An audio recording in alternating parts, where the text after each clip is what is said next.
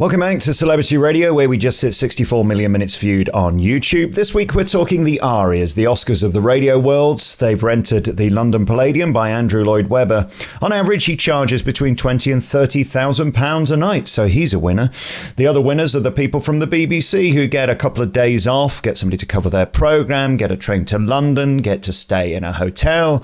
They pay to apply to be nominated for the award. They pay to attend the awards. This is all at the public's expense, which is disgusting in 2020 when they're trying to plead poverty and claim the BBC have no money. How they can justify attending these and any other awards is beyond my comprehension. This is public money, and it is not there for the edification of BBC staff to make themselves feel good and have a free party. There is no reason why they need to attend to accept the award or to lose an award. They could simply follow it online. I'm also not sure there's even a justification for paying the hundreds of pounds to apply to win an award. It seems to me you're basically buying an award. And it's also curious to me that some of the people nominated have the lowest audiences within their patch. I mean, how could anybody from Talk Radio, for example, be nominated with 1% reach? Lest we forget past winners like Stephanie Hurst, who has done nothing but devastate and destroy ratings at BBC Leeds. Thank God she's now putting her efforts into playing records in a kitchen in front of her pussycat. If you'd like to sponsor her Facebook Live, she'd like to hear from you. Quite extraordinary. So the winners are the ARIAS themselves that look marvellous. Andrew Lloyd Webber at the Palladium, he's a winner. He's going to make thousands. And the loser is always the licence fee payer who has to pick up the cost. By the way, we've asked BBC FOI if they'll tell us how much this has cost the licence fee payer, and they claim that they can't tell us because it's part of journalism, i.e. they think this is in the public interest, which of course it is not. Some dopey DJ from local radio winning Best Presenter does not and will not affect the listening audience 1%. Here's my recommendation to those in local radio wasting their time. There are 5 people, for example, going from BBC Northampton. Spend more time working on your ratings. Spend less time looking for nights out paid for by the licence fee payer simply for your own edification to make you feel good. The only thing that I focus on is ratings, not the affirmation of the industry, who, let's face it, will reward anyone who ticks a box or might be a personal friend.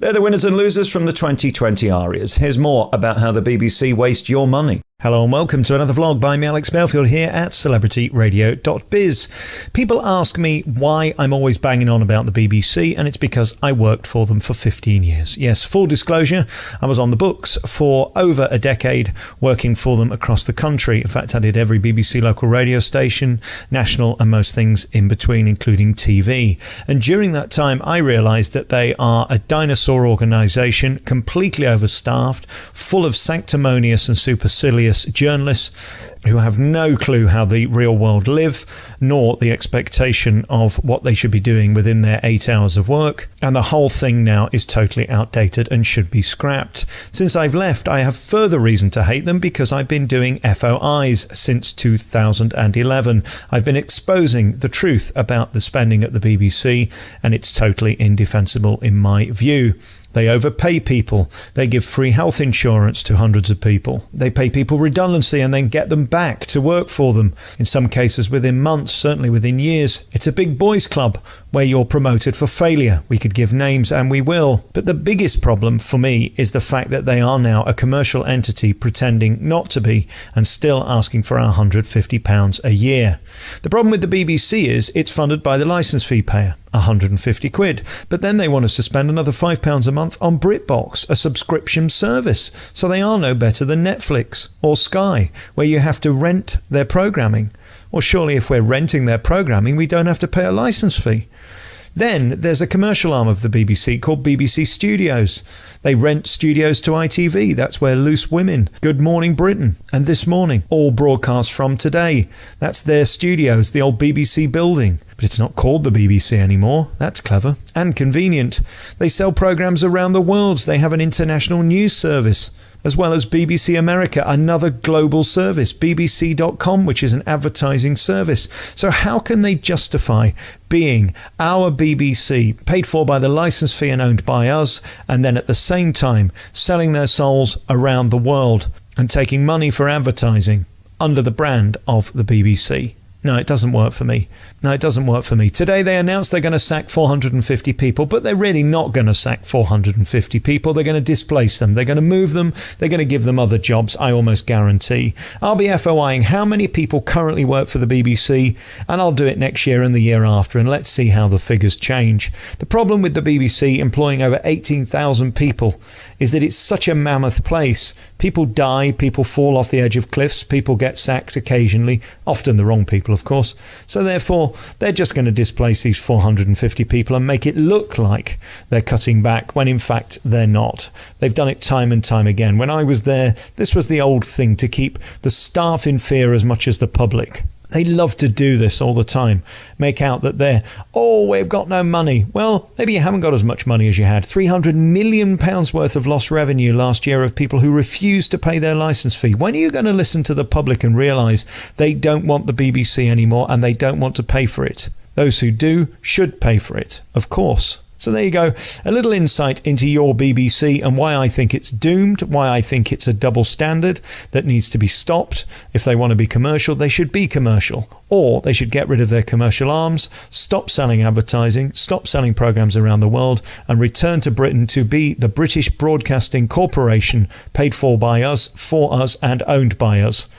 And then they can sack about 9,000 people that they don't need. I guarantee you wouldn't see one difference on TV or hear a second's difference on radio. I remember the strike in 2010. They were all out the building, God bless them. Unfortunately, the punters didn't know any different. We couldn't tell. That was a home goal. I noticed they haven't done one since. No, BBC, you've lost the plot. Unfortunately, you're outdated and we don't want to pay for you anymore. Here's proof why we shouldn't pay for the BBC and how they waste your money. Hello and welcome to another exclusive expose by me, Alex Belfield, here at celebrityradio.biz, where we've just achieved 52 million minutes viewed on YouTube. We're the #1 interviewer and reviewer on YouTube in the UK. For 8 years, we've been exposing shameless waste of public money by the BBC. All of our figures are official and released by BBC FOI. You can email them, foi@bbc.co.uk.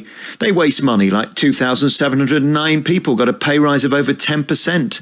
17,037 BBC staff were given £400 each as a pay reward. I mean, these are the kind of sums that blow your mind. £300 million is lost in unpaid licence fees. Surely they're doomed at this point. The BBC wastes 78,000 licence fees just collecting the licence fee. At what point is this going to stop? 483 people had an up to 100% pay rise. That's 6.4 million, 13 of which were BBC managers. This is bullshit. They don't even know what they're doing with their money. They overpaid 313 staff, nearly £500,000. BBC spent £5 million paying the tax bills of people they fucked over with IR35. Your BBC spent £700,000 on gifts and presents for entitled BBC employees. They take them to dinner. 1,588, 500, 400. Oh, they'll pay any amount for dinner. Some entitled BBC person claimed 2p in official expenses. 2p. There's 35 free cafes at BBC Broadcasting House. That's 191,000 it cost us last year to give them free tea and coffee. £8,000 was the most expensive flight to Miami. I can't even find an £8,000 flight. £8,727. £7,000 to San Francisco. What are they thinking? These figures that I show you here, I can't even find on any travel websites. Lunacy. 22% men, 32% female, and less than 30,000 yet. The kind of hypocrisy is ridiculous. They talk about equality, yet nearly 90% of BBC receptionists are women. Can you believe the BBC built 11 new canteens this year? That cost us £1.4 million. They're in the city centre of most places. They seemingly have consultants for everything. Over £1 million putting the cunt in consultant. Ridiculous. We're paying for this stuff. 131 train tickets purchased at more than £300. Again, how do they do this? I go £70 first class, only 2 of which were first class. The BBC books hundreds of hotels and taxis that they don't use and pays for them. Meanwhile, over 1,000 staff were given £20,000 worth of awards, vouchers in other words. It's just ridiculous. 2,600 for them to get pissed. Good Lord. The BBC hired 43 staff and spent 2.3 million on health and safety. Good God. £4 million on consultants, despite hundreds of managers. What a car crash. Talking of which, they crashed £370,000 worth of repairs in cars last year. Mystery thefts, this is curious, 204,000. Cash going missing of $8,000. Laptops and computers and foodstuffs and equipment, 50,000 each for 3 cameras. We will never stop watching the BBC. We were the people who broke the story of the tax gaffe. Yes, the IR35 tax shame that has cost them millions. They've now had to make over 100 presenters staff. It's ludicrous. 21 million in bonuses, 100 BBC fat cats who get paid more than the PM. These are all our stories that we get in the Daily Mail, the Mail on Sunday, the Sun, the People, the Sunday Mirror. £1 million in wasted wages. BBC blows 25 grand on a back-slapping bash. This was the BBC Gillards Awards. These are still going on, and now they refuse to tell us how much that costs. We're watching, and we're not going to stop watching. We will continue to expose the corruption that goes on with public money. We can't stand for it. The BBC still work the way they worked back in the 70s and 80s. They're supercilious, they're outrageous, and they're shocking. And this is our money, and we shouldn't stand for it. This was one of my worst stories. 700 people took redundancy. 700 staff. Think about that. They took redundancy, our money, our payoff, and then came back to the corporation. And they oversaw this scandal. It is disgusting, it's despicable, and this is your BBC still wasting your cash. You've been listening to another exclusive BBC expose by me, Alex Belfield, here at celebrityradio.biz, where last year we had over 12 million minutes viewed on YouTube. You can check out all of our hundreds of interviews and reviews at www.celebrityradio.biz.